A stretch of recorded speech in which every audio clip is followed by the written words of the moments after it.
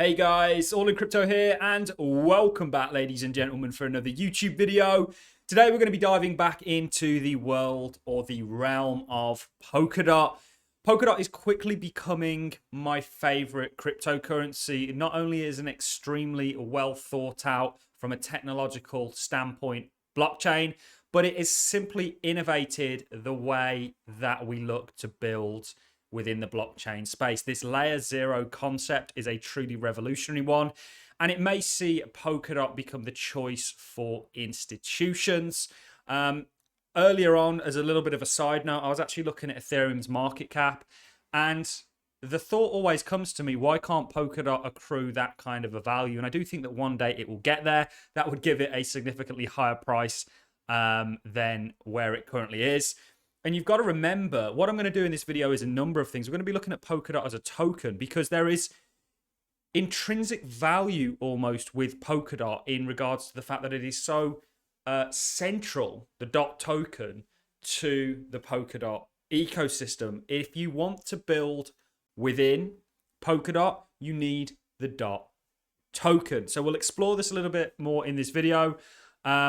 We'll really come to terms with it. This kind of relay chain layer zero idea is a truly revolutionary one. It's very different from this architectural sort of Ethereum layer one solution that we had off the back end of, trying to innovate Bitcoin. We're also going to look at the end of last year and see some insights into the Polkadot blockchain because it's done exceptionally well from a number of standpoints. Right now, guys, there's kind of a SEC regulatory crusade going through the industry. We've seen them attack staking services. And actually, I just want to remind people of this. This is something that I covered in a lot more detail. Web3 Foundation announces Polkadot's blockchain native token DOT has morphed into a software, not a security.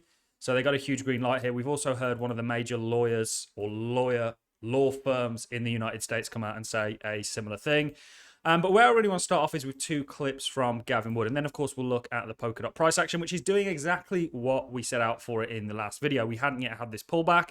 We set out this kind of, it's a concession of head and shoulders. You're potentially forming another one here that will see you start to clear the path in front of you. Hopefully, then we come up and set this sort of larger head and shoulders, setting up for that sort of continuation to the upside and, getting back towards sort of $15 plus. I absolutely do think that Polkadot is going to be, it's going to be one of my largest investments if I'm being 100% transparent. So maybe I have a vested interest in perhaps painting it in such a positive light. But the reason that it's going to be one of my larger investments is because it's just such an exciting blockchain with so much potential. So I want to play this clip first of all. This is Gavin Wood talking about the space generally. It's always an important reminder to people to understand that blockchain is in its infancy. It's in the kind of days where the internet had just sort of came about and people were kind of, it's a scam. What's this? What's that? Little did they know 20 years down the line, it would be central to everything they do. This is the path of adoption or the journey that blockchain is on. So I believe this is from the Collinson conference. I'm going to play this clip, and then actually the individual interviewing Gavin Wood asks a brilliant question about what's going to happen with Web 2 and Web 3, this kind of rivalry, and are the big players going to sort of capitalize it or not? And Gavin gives a comparable to the internet. So let's go ahead and play the first clip, guys, before we get into all the other things that we're going to be looking at. What are you building right now, and what do you foresee for the future of this new internet, which is, iteratively being developed at the moment under this banner of Web3? We're currently, I think, still in relatively early days of the development of this technology and of this wider aggregate platform. But we are making substantial progress. And one of the key elements is to not lose sight of what it is that's actually different. That we are actually giving users guarantees back, credible expectations that the technology works as they believe it does.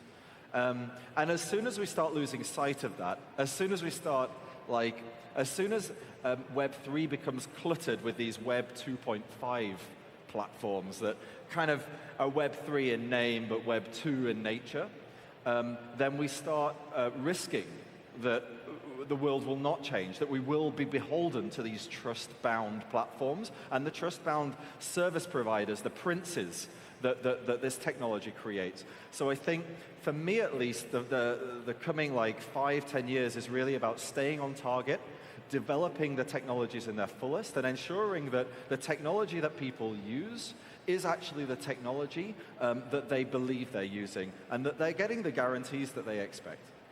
I think that's brilliant. You know, not only does it talk about the space being in a very early stage, I think people, because, you know, we're trying to invest, we're trying to make some money out of this industry, lose sight of actually what's going on at the core of it. And that is, we are eliminating the trust element to services far and wide, you know, whether that be financial, whether that be things like supply chain, whether that be identity.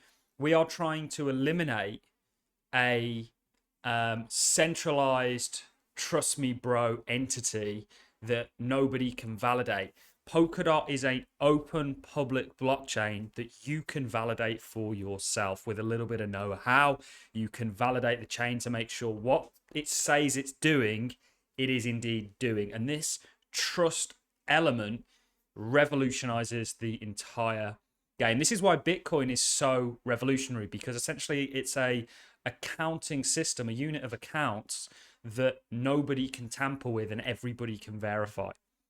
You do not have that in the current day. And at a time when trust is at an all-time low for governments, you know, big organizations, institutions, blockchain is needed. I've always said it's almost divine in many aspects how blockchain came around at this sort of perfect time period. Let's go ahead and play the second clip.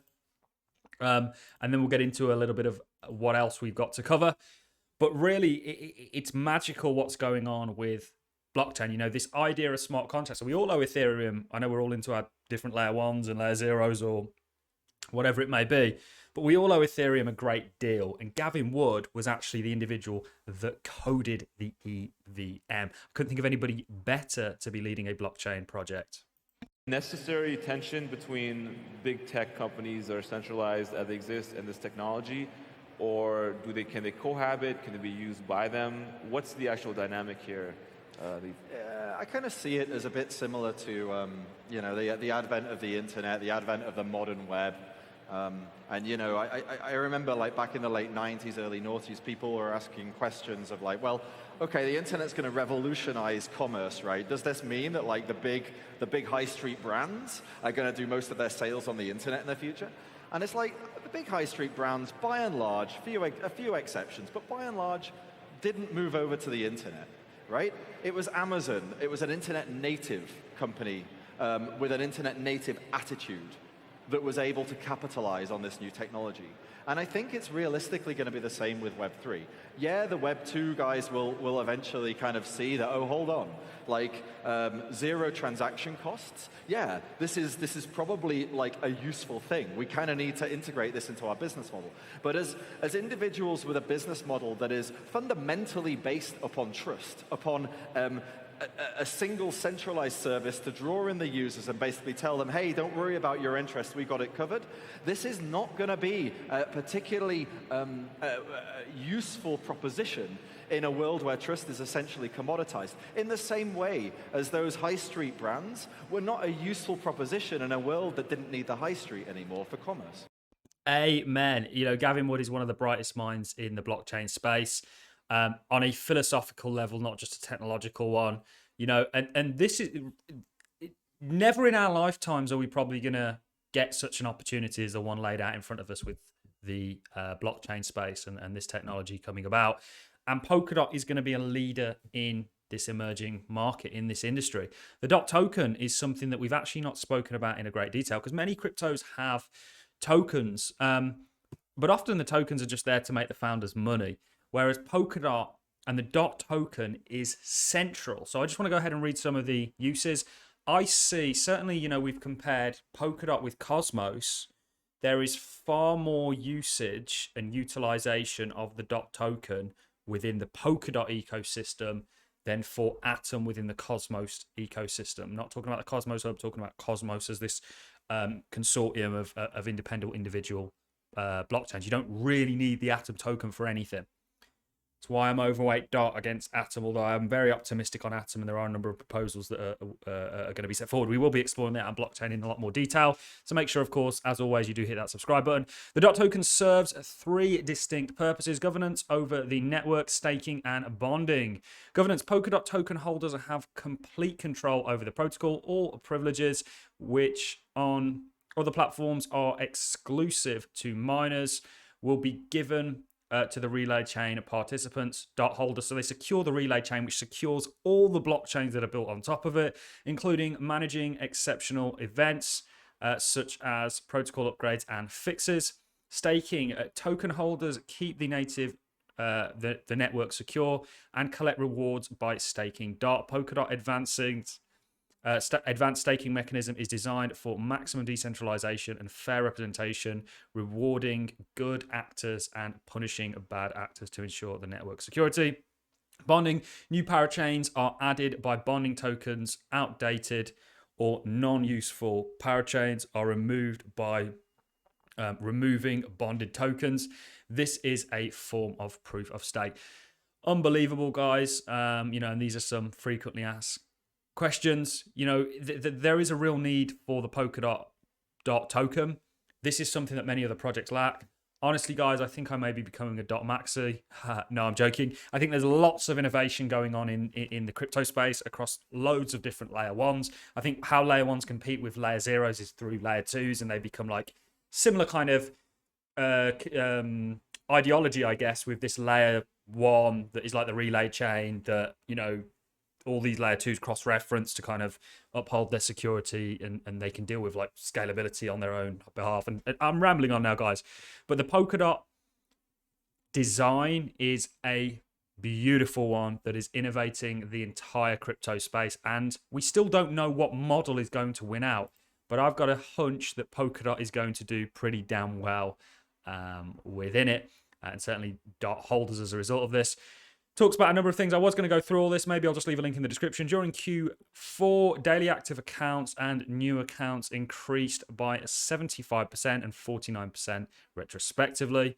This is absolutely huge. Since the launch of XCM, which is the sort of interchain messaging servicing, using a little bit of Cosmos terminology there, has transmitted over 166,000 transfers across 70 channels.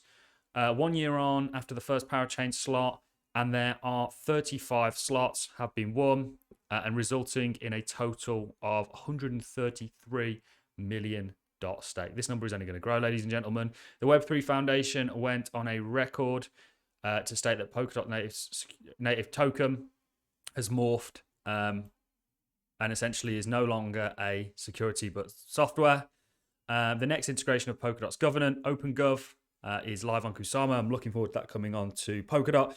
And here are a number of the stats regarding it. Guys, I'm going to probably love and leave you on that note. I have exceptionally high hopes for Polkadot. I'm hoping that we just sort of, continue to form these kind of head and shoulder patterns where you do something like this. This was a draw, by the way, we'd set out before we'd even reached this neckline. It's all, I believe, on my Twitter for anybody who wants to go and follow me on there. And we look to break out. And then once we've kind of cleared this, range here, it will not be long at all before you're running back into your $15 plus range. I believe that the Polkadot all-time high is going to get completely smashed. Back to what I said at the start of the video, and this is not financial advice, just my own opinion. Is there any reason why Polkadot, given enough time, doesn't accrue the same sort of value that Ethereum has today in terms of a market cap, $200 billion? Absolutely not, in my opinion. All I've got for you on this one, guys, you enjoyed the content, like is always appreciated, so as a comment, and I look forward to seeing you all in the next YouTube video. Have a magic Monday, guys. See you in the next one.